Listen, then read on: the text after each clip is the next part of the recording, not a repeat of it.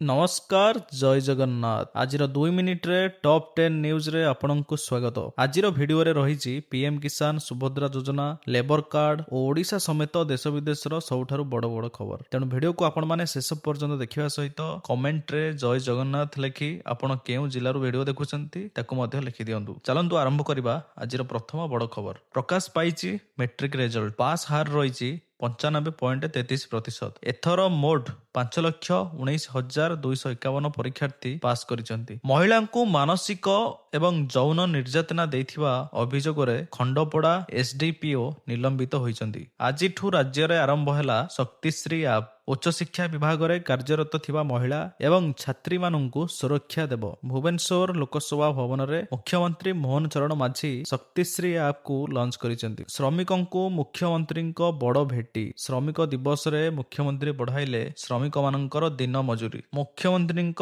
ଘୋଷଣା ଅନୁସାରେ ଅଣକୁଶଳୀ ଶ୍ରମିକମାନଙ୍କର ଦୈନିକ ମଜୁରୀ 472 ଟଙ୍କାକୁ ବୃଦ୍ଧି କରାଯାଇଛି ଏବଂ ଅର୍ଦ୍ଧକୁଶଳୀ ଶ୍ରମିକମାନଙ୍କର ମଜୁରୀକୁ 522 ଟଙ୍କା କରାଯାଇଛି। ଆସନ୍ତା 5 ଦିନ ପର୍ଯ୍ୟନ୍ତ ରହିବ କାଳବୈଶାଖୀର ପ୍ରଭାବ। ବଜ୍ରପାତ, ବର୍ଷା ଓ ପବନ ସହିତ 8 ଜିଲ୍ଲାକୁ ପାଣିପାଗ ବିଭାଗ ପକ୍ଷରୁ ଅରେଞ୍ଜ ୱାର୍ଣ୍ଣିଂ ଜାରି କରାଯାଇଛି। ଟେନସନରେ ବର୍ତ୍ତମାନ ଭୋଡାଫୋନ ଆଉ ଆଇଡିଆ। ବନ୍ଦ ହୋଇପାରେ ଆଇଡିଆ ଆଉ ଭୋଡାଫୋନ ସିମ୍। 50,000 କୋଟି ଟଙ୍କାର ଲୋନ ରହିଛି କମ୍ପାନୀ ଉପରେ। ମେ ଦ୍ୱିତୀୟ ସପ୍ତାହରେ ହୋଇପାରେ ବହୁତ ବଡ଼ ଲଘୁଚାପ। ଲଘୁଚାପ ସୃଷ୍ଟି ହେବା ନେଇ ଆକଳନ କରିଛି ଗ୍ଲୋବାଲ ବା ଜିଏଫଏସ୍। ଆକଳନ ଅନୁସାରେ ମେ 11 ତାରିଖରୁ 15 ତାରିଖ ପର୍ଯ୍ୟନ୍ତ ଦକ୍ଷିଣ ପୂର୍ବ ବଙ୍ଗୋପସାଗର ଏବଂ ଆଖପାଖ ଅଞ୍ଚଳରେ ଏକ ବହୁତ ବଡ଼ ଘୂର୍ଣ୍ଣିବଳୟ ସୃଷ୍ଟି ହୋଇପାରେ। ଅଯଥାରେ ବଦନାମ ହେଲା ତରଭୁଜ।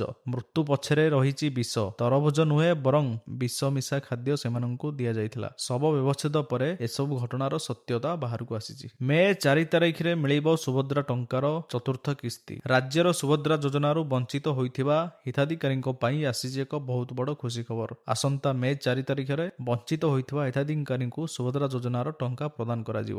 ଭିଡିଓଟି ଯଦି ପସନ୍ଦ ଆସିଥାଏ ତାହେଲେ ଭିଡିଓକୁ ଗୋଟେ ଲାଇକ୍ କରି ୟୁଟ୍ୟୁବ ଚ୍ୟାନେଲକୁ ଆପଣମାନେ ସବସ୍କ୍ରାଇବ କରନ୍ତୁ ଏବଂ ପାଖରେ ଥିବା ବେଲ୍ ଆଇକନକୁ ଦବାଇ ଦିଅନ୍ତୁ।